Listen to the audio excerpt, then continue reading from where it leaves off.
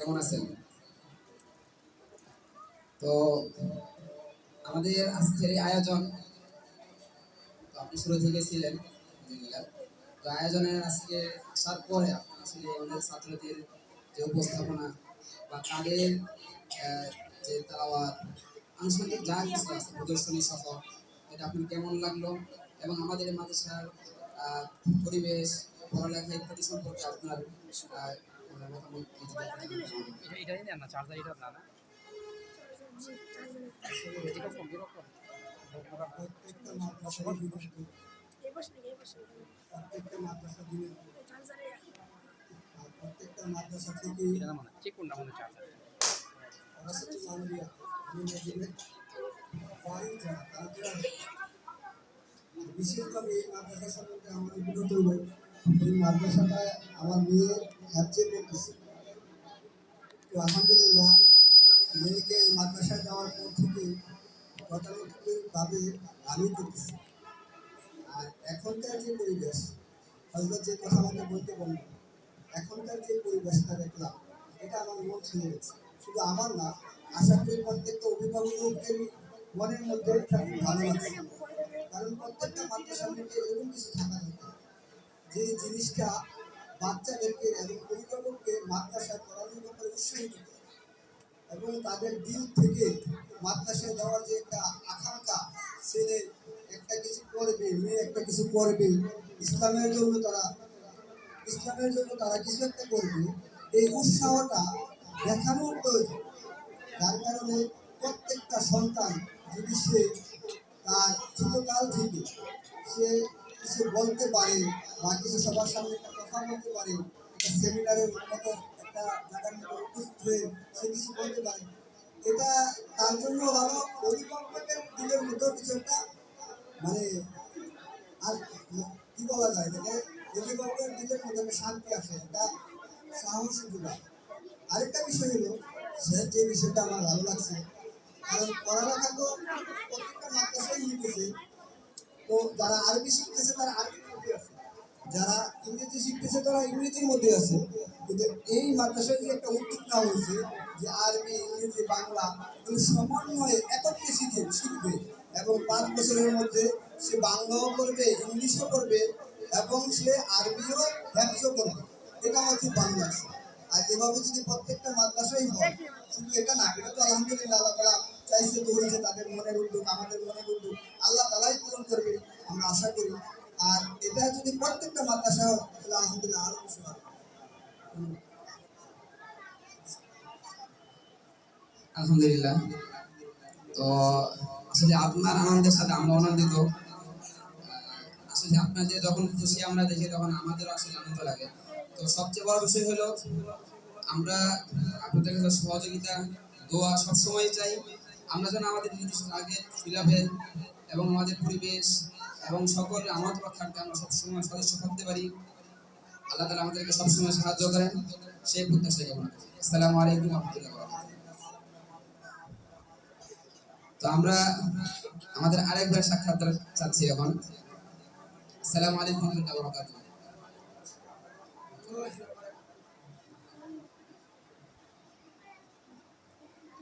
কেমন আছেন?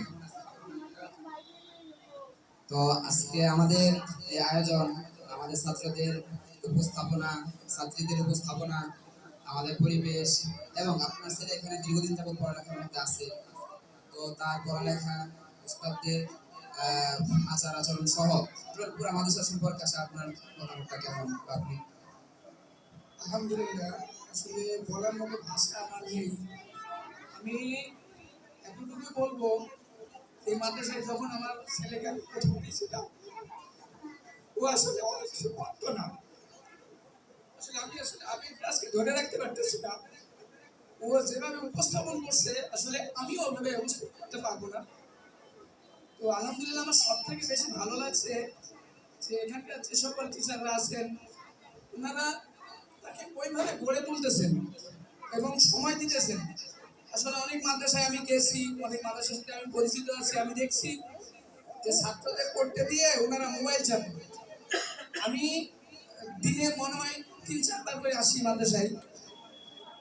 আমি কখনো এই জিনিসটা আমি ওনাদের মধ্যে পাই নাই। আলহামদুলিল্লাহ, ওনারা যেভাবে চেষ্টা করতেছেন, যদি এই চেষ্টাটা বহল রাখেন ওনারা, ইনশাল্লাহ মাদ্রাসা আরো উন্নতির দিকে যাবে। আর এতটুকু বলতে চাই ছাত্র ভাইদের জন্য যে তোমরা একটু পরিশ্রম করো, তাহলে ইনশাল্লাহ আরো ভালো কিছু পাবো আমরা ইনশাল্লাহ।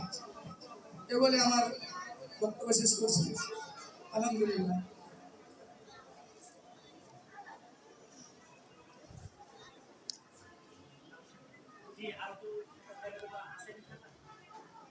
যদি ক্লাস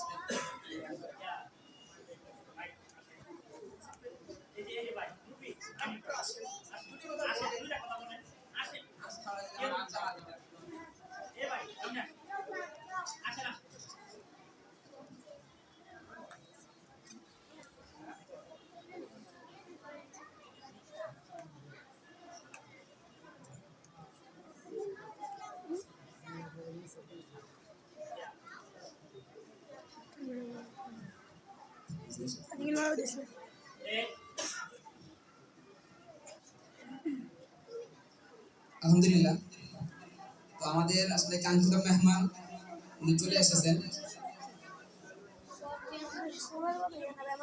তো আমরা কাল বিলম্ব করবো না, আমরা ইনশাআল্লাহ এখনই শেষ করে দিব। তো আমাদের একটা প্রদর্শনী ছিল যে আমরা চাই সমাজের মধ্যে মেসেজটা দেওয়ার জন্য সুন্নত তরিকায় বিবাহ করানোর মধ্যে মূলত শান্তি, এবং এর মধ্যে মূলত আমরা যেই শান্তি চাই সেই শান্তিটা নিহিত রয়েছে। কিন্তু আমরা শান্তির জন্য যে সমস্ত পথকে বেছে নেই, বা আমরা শান্তির জন্য যে সমস্ত রাস্তাকে খুঁজে নেই, তা নিতান্তই ভুল এবং ভ্রষ্টতা ছাড়া আর কিচ্ছু নয়। তাই আমাদের মাদ্রাসার কোমলমতি ছেলেরাই আজকে আমাদের সামনে উপস্থাপন করতে যাচ্ছে সেই বিবাহ, যেই বিবাহ রাসূল সাল্লাল্লাহু আলাইহি ওয়াসাল্লাম আমাদেরকে শিখিয়ে গেছে। তাই আমরা চাই এখন ইনশাআল্লাহ আমাদের একটা বিবাহের একটা নমুনা প্রস্তুত হবে। যারা বিবাহের জন্য যারা বিবাহ প্রদর্শনী করবে, তোমরা সামনে চলে আসো।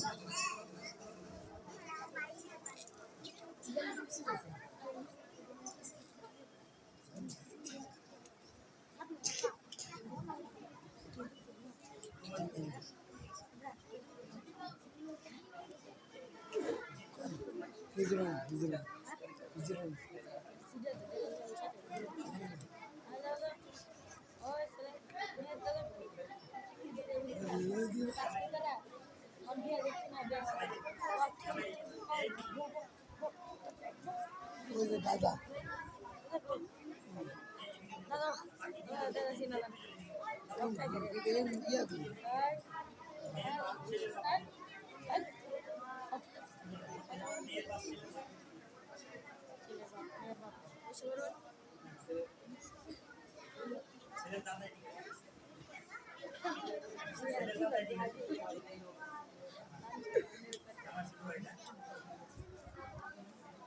আলহামদুলিল্লাহ, প্রিয় উপস্থিতি, এ পর্যায়ে আপনাদের সম্মুখে আমাদের বাচ্চারা কিভাবে রাসূলুল্লাহ সাল্লাল্লাহু আলাইহি ওয়াসাল্লাম বিবাহে সুন্নাত রেখেছেন সেগুলো আপনাদের সম্মুখে চিত্রস্বরূপ তুলে ধরা হবে। শুরু করা হচ্ছে বিবাহ।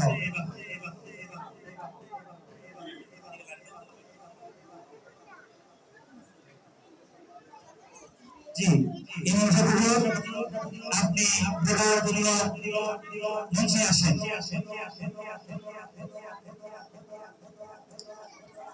আসসালামু আলাইকুম।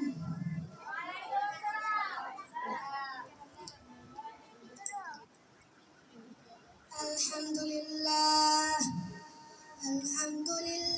নাহমাদুহু ওয়া নাস্তাঈনুহু ওয়া নাস্তাগফিরুহু ওয়া নাউযু বিল্লাহি মিন শুরুরি আনফুসিনা ওয়া মিন সাইয়্যাতি আ'মালিনা। من يهده الله فلا مضل له ومن يضلل فلا هادي له وأشهد أن لا إله إلا الله وأشهد أن محمدا عبده ورسوله.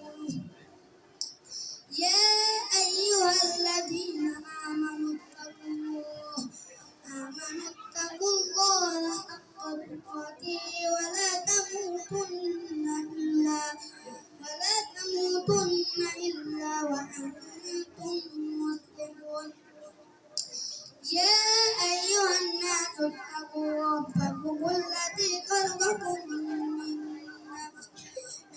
نفس واحدة وخلق منها زوجها وبث منهما رجالا كثيرا ونساء واتقوا الله الذي تساءلون به والأرحام إن الله كان عليكم رقيبا يا أيها الذين آمنوا اتقوا الله وقولوا قولا سديدا يصلح لكم أعمالكم ويغفر لكم ذنوبكم ومن يطع الله ورسوله فقد فاز فوزا عظيما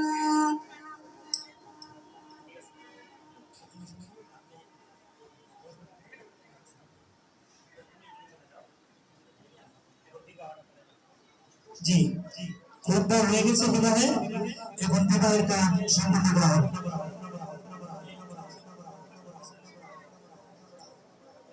জি বিবাহ আরম্ভ হচ্ছে।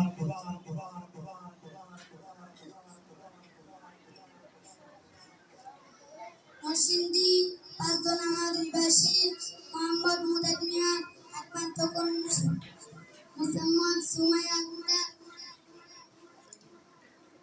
কুষ্টিয়া অধিবাসী মোহাম্মদ সামির উদ্দিন সাহেবের একমাত্র ছেলে মোহাম্মদ আব্দুল্লাহ নিকট 1,00,000 মোহর ধার্য করিয়া 10,000 টাকা ওসিল দিয়া 90,000 টাকা বাকি রাখিয়া মোহাম্মদ ইশারা অনুযায়ী তোমার কাছে বিবাহ দিলাম। বাবা বলে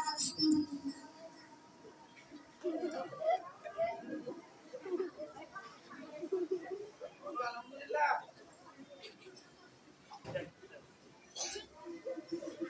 আলহামদুলিল্লাহ বিবাহের কাজ সম্পন্ন হয়েছে।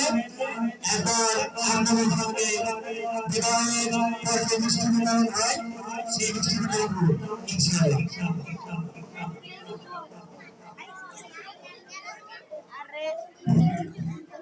তো আলহামদুলিল্লাহ আমাদের বিবাহ সম্পূর্ণ হয়ে গিয়েছে।